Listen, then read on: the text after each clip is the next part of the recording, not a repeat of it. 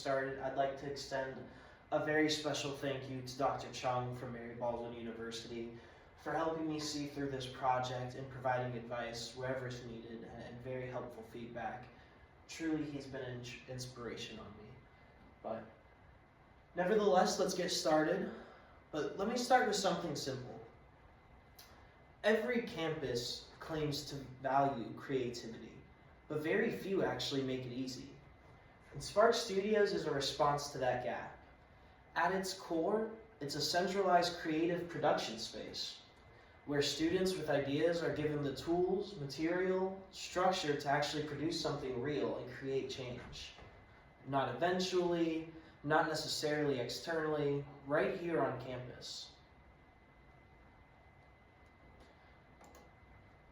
So, firstly, Spark Studios will be a student-led makerspace and creative services program. Let's talk about the problem that has arisen that provides a real reason for this program to be here at Mary Baldwin. Now, what's happening right now? Creative work at Mary Baldwin is scattered and fragmented. It's uncoordinated on a macro level, and very often we end up going to third-party vendors to purchase any sort of materials, especially for extracurricular activities and in the campus store. Now, a club might need merchandise, they outsource it. A department wants branding, they outsource it. A student has an idea, and they either abandon it or spend money that they don't have. And every time that happens, two things are lost. Money leaves the institution, and opportunity leaves with it. Now, this has left resources fragmented, and the usage is fairly inefficient as it stands. And we have a built-in reliance on these external vendors that I was just speaking about. And this really points to the idea that we're not lacking talent necessarily, we're lacking coordination.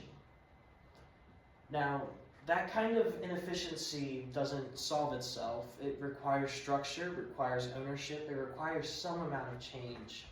And that's where Spark Studios comes in. Now, why is this necessary to MBU? This isn't just a nice to have or a cool gimmick. It's directly intended to solve institutional problems. Now, first, I think that reducing our reliance on external vendors is an absolute priority, and we stop exporting simple work that we're fully capable of handling, especially with talented students. Secondly, campus branding improves. It's standardized because it's made by students, and there would be a program and a structure established to this. Consistency, quality, identity, it would all be controlled in one place. Now, third, and this matters the most, it develops workforce-ready students, and this heavily aligns with what Mary Baldwin is looking for today. These aren't just theoretical skills, it's actual production, it's seeing a problem and solving it, it's experiential learning. There's deadlines, iterations, there will be mistakes made, many mistakes made along the way, and that's a part of the process of this problem and solution mindset. And frankly, that's what employers care about. At the same time, this supports clubs, departments, and students directly, while building portfolios and technical skills, which is what our students need in an ever-changing work climate. So it's not just one benefit, and it's not just some gimmick. It's layered value across the entire campus that helps the institution top to bottom. Now, financially, this model is straightforward. I'll only be covering the expense costs right now. Now, upfront investment is required into the school, and this is only for one of the options. The second I'll talk about just in a little bit. But over time, cost per unit would end up dropping, and really only to maintenance and material cost. And because we eliminate these repeated outsourcing costs, it very quickly pays for itself with internal production. And the more it's used, the more efficient this becomes. And really, that's the key. This isn't just a hole for cash. This is an investment into the institution itself.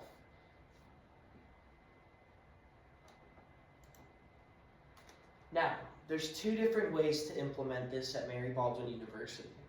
Plan A is a very committed strategy. It involves hosting Spark Studios here at Mary Baldwin in its entirety, with a dedicated space in Deming Studio on the 3rd floor.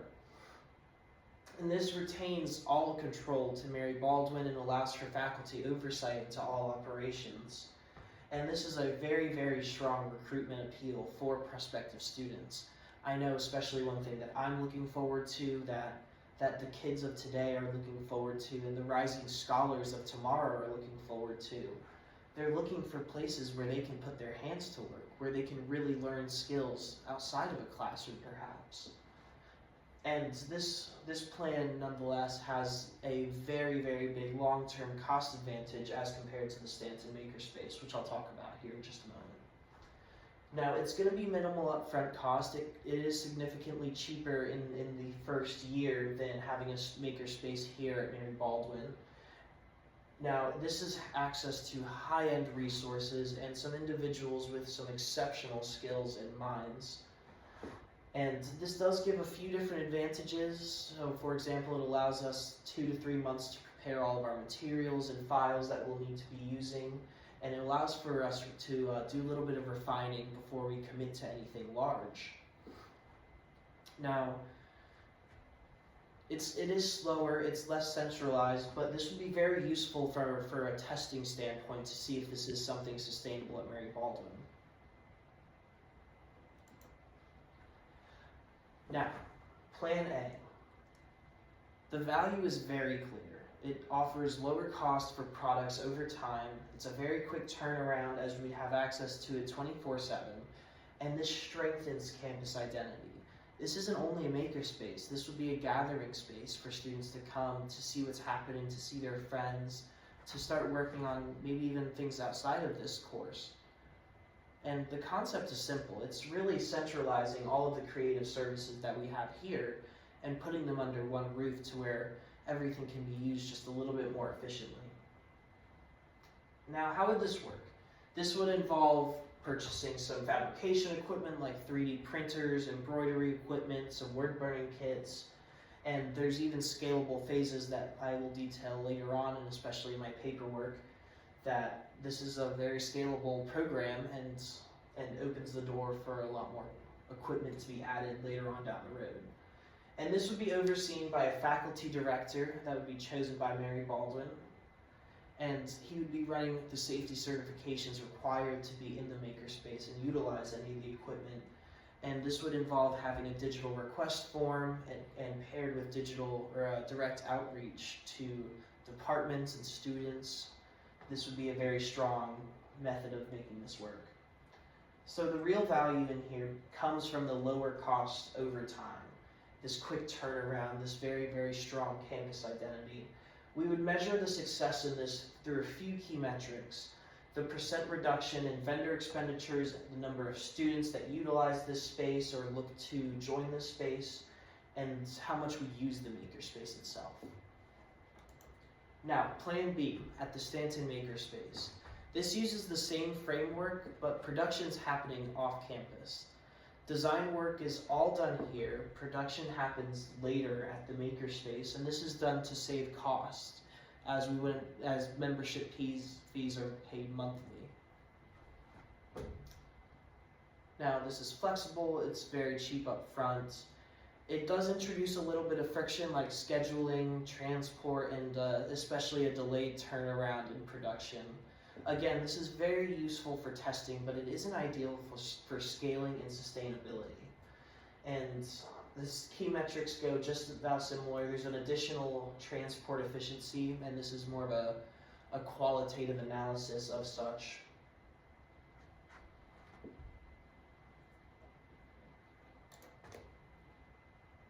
And just as a quick acknowledgement to the Stanton Makerspace, it is a very valuable resource with people who have invaluable experience and knowledge in this exact line of work, and it has a very established infrastructure, but again, it's not ours, and that distinction matters. This is a quick picture of the Stanton Makerspace. It's just one of the rooms that they have. This is their woodworking guild specifically.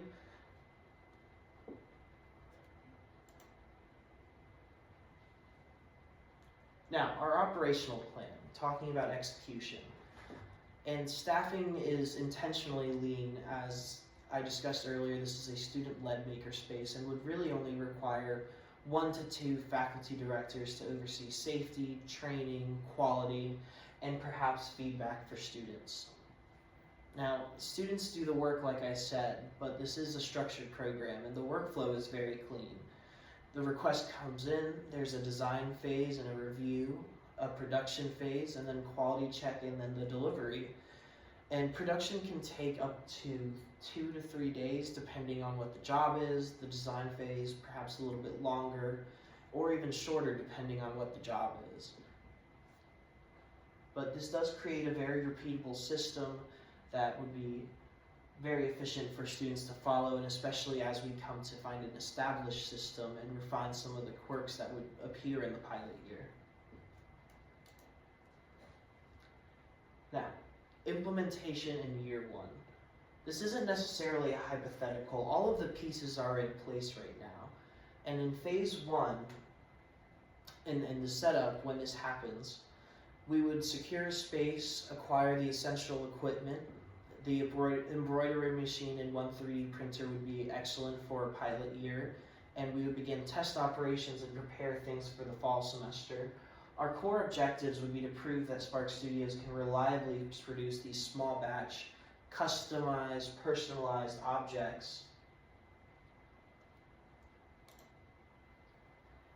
Now, in phase 1, like I said, we're going to be securing a space, finding the essential equipment, and recruiting this team, beginning for the fall semester. Now, for phase 2, this semester we'll focus on a partnership with the campus store and select clubs, and we'll be running a full production cycle from start to finish, beginning with taking an order and finishing with dropping these things off. Now, we'll be measuring a few different things like errors, time per orders, and some demand patterns that we'll certainly observe, because data is what will drive this refinement and this feedback loop that we'll need to establish. Now, phase 3 for the spring semester of 2026 to 2027. We'll scale intelligently and reduce waste where we can, improve efficiency where we can, and hopefully have the chance to bring on some new students. And at this point, it wouldn't be necessarily an experiment, this would be infrastructure. It would be a tool for these neighborhoods to use, a tool for the students to use and the departments. Our main goal would be to create a replicable system that students can easily follow from semester in, semester out, introducing the scalability factor into the program, and expanding direct outreach initiatives to accommodate more clubs and be this tool and this resource for the people on campus. Now, a long-term vision for this program for years coming. This is hopefully, and I truly intend for this to be a resource that clubs rely on, a system that would support bulk production and spreading out some of the fixed cost here on campus. A space that prospective students see and immediately understand the value of, and they find this desire to come here to Mary Baldwin. And eventually, something that we could perhaps expand off campus, maybe even to some community members. But again, it is very important that we prove that this can operate sustainably.